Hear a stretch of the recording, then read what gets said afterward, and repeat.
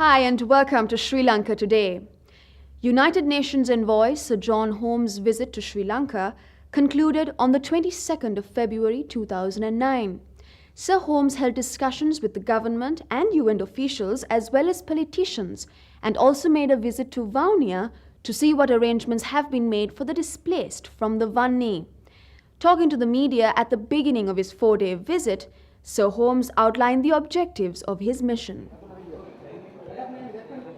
Sir John Holmes, the United Nations Under-Secretary-General for Humanitarian Affairs and Emergency Relief Coordinator, arrived in Sri Lanka on the 19th of February 2009, his second visit to the country in 2 years. Sri Lanka's Foreign Minister Rohitha Bogolagama set the stage for the UN envoy's statement by reiterating the government's commitment towards taking care of the concerns of the Tamil people of the north. We want to maintain the zero casualty regime that we maintain in our military engagement. Therefore, the ones who are now trapped within the LTT hold, numbering around 70,000 in the east coast of Sri Lanka, around Mullaitivu, is something that we are most concerned of, both in order to provide the safety and the safe passage across to the safe areas of the government control, as much as to take care of the immediate humanitarian needs of the population. We'll be providing our best possible front approaches in bringing the civilians to safe areas and to the villages that we are now currently developing in Vaunia, and continuing to assist them in the resettlement process.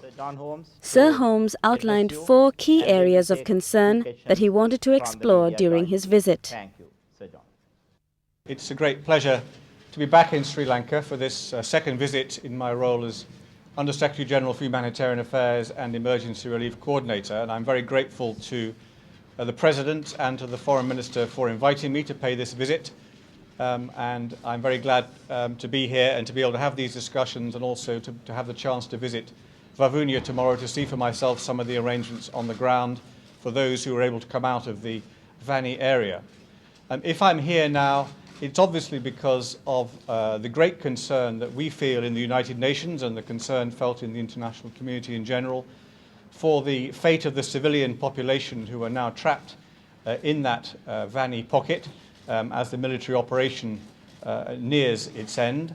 Our concern obviously is the fate of that population.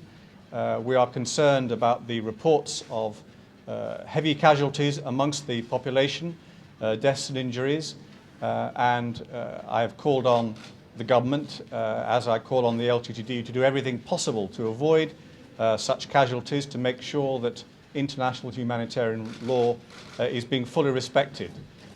The second point, as the Minister said, is to try to ensure, working with the government, that that population has access to the humanitarian needs that they have, the humanitarian requirements they have, whether that be food, clean water, medical supplies, shelter, say trapped as they are in a shrinking area. The third area we have discussed is what happens to those who manage to get out of the area into the government-controlled areas, into, for example, around Vaunia and elsewhere. Fourthly, again, as the Minister mentioned, there is the question of longer-term rehabilitation and reconstruction of the north. We in the United Nations are, of course, ready to take our part in that, to work with all concerned to make that a success, again on the assumption that international principles will be fully respected, and there's no reason to suppose that they will not be, because there's a huge job to be done there to enable the return of normal life, normal politics, normal democratic politics to that area, which is, of course, is an objective we support very much.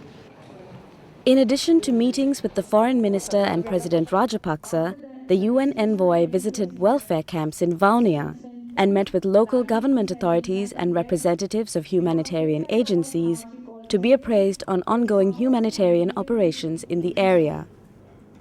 Sir Holmes has pledged further aid from the UN to support the government's ongoing relief efforts. He also reiterated the UN's call to the LTTE to release trapped civilians and for both parties to ensure the safety of civilians at all times.